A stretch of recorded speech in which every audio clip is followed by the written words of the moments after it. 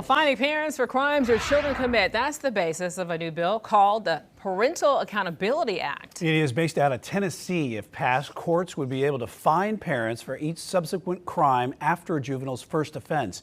If parents can't afford the fine, they can work it off through community service. And leaders hope the bill will serve as the wake-up call. If we don't sound the alarm now, what's going to happen this summer when the kids are out of school? Lawmaker who is sponsoring the bill said the fines aren't meant to be punitive, but rather encourage parents to pay closer attention to what their children are up to. All right, let's talk about this with Chief Legal Analyst Clive Rhodes to this conversation here. When you look at the rising crime with juveniles, do we think a bill like this actually could be brought to the federal level? I don't know about to the federal level, but I can say I know that there are a number of states that are scrambling now trying to find ways to curb juvenile crime. There is a rise in juvenile crime, specifically violent juvenile crime across the country. No one can make ifs, ands, or buts about it. That is a real thing that's out there. This is a novel approach, attempting to try to penalize and not just penalize parents, but penalize their pockets, which is something different. Mecklenburg County, or North Carolina, I should say, has something not similar, but that's on the books for kids for truancy. I used to be a truancy court judge.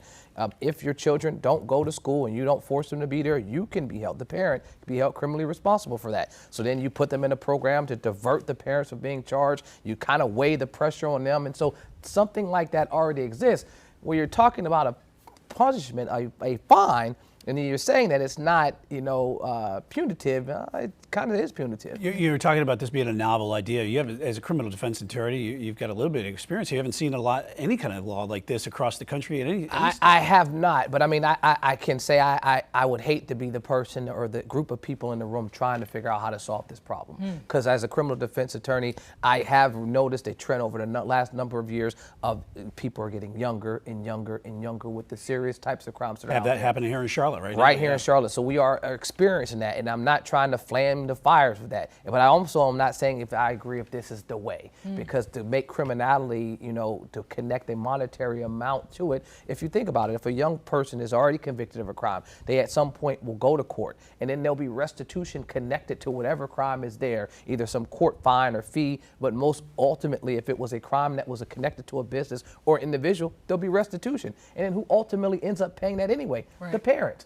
So now going out and creating this new law that just directly connects the parents, there's this undertone, and I was looking at it, my first gut reaction was like, hold on, this does seem to have some little racial undertone. I mean, there's nothing to say that was written in the law, but when I listened to the introduction of the bill, the individual said that there has to be accountability to parents. If people would take more time watching their kids, there's a lot of assumptions there. Right. First, I would say is that most of these people are just working, trying to figure it out, trying to figure out how I can make it from paycheck to paycheck. Right. And now while I'm doing that, to now say that part of your paycheck, because you failed to do what you should be doing, is now going to be taken. Right. I don't know if that helps or hurts the situation. Right, excellent point. A little different of a point, though, kind of with this case, that when we saw in Michigan for the first time in history, parents criminally being charged and being convicted for what their child has done. And it seems like this now opens up the conversation to be able to have different frames of thought with this. I am a huge fan of the conversation being open. I want to be in the room where they're making decisions on how we can stop it, because right now